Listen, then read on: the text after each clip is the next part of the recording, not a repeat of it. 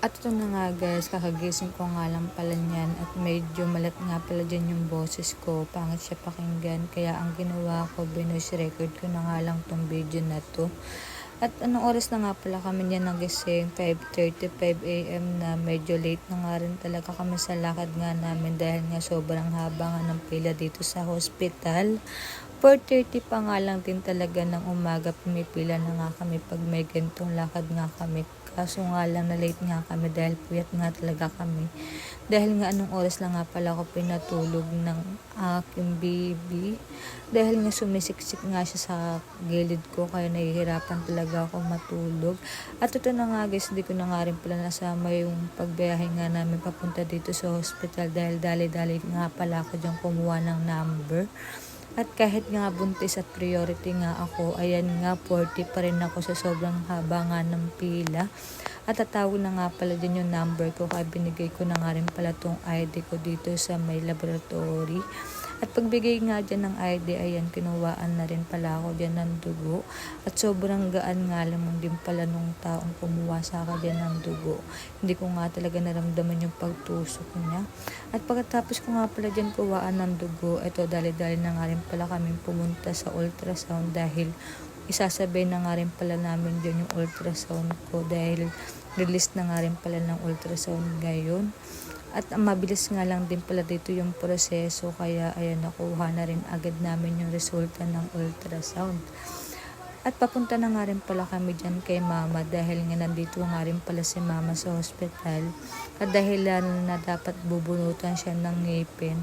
Kaso nga lang umatras siya dahil nga may bayad. Kuripot ang nanay ko kaya hindi siya nagpabunot. At pagkakita nga pala namin ni mama dito sa may pilahan ng malasakit ay nagtawanan pa nga kami niyan. At medyo na-miss ko nga talaga si mama dahil nga tuwing may lakad na nga lang din talaga kami nagkikita. Hindi tulad dati madalas dahil nga dito na nga pala ako nakatira sa asawa ko. Sa boyfriend ko pala. At ayun na nga guys, naisipan namin kumain na lang dito. At dahil nga wala pa nga akong almusal at fasting ako kanina. Kaya ito guys, samahan nyo ako mamili ng ulam.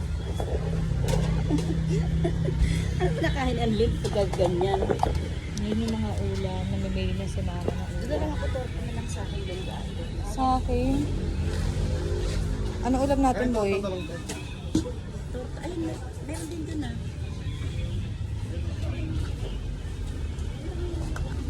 Ito na ngayon nakuha kong ulam.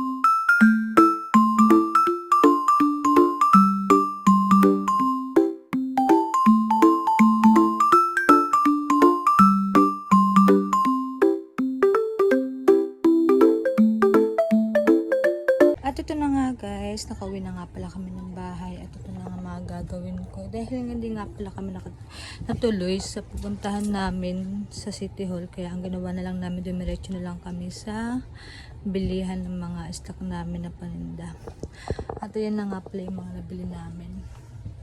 At medyo nakakapagod nga rin talaga ngayong araw na to dahil nga pagod, puyat, diba? Tapos kinuwan ko pa ng dugo.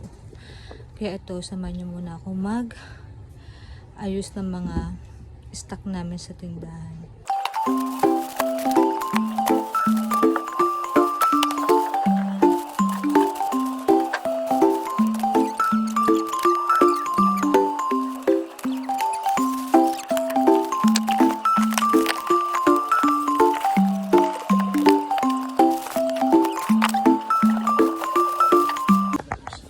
Na nga guys, natapos ko na nga pala ayusin yung mga palinda ko.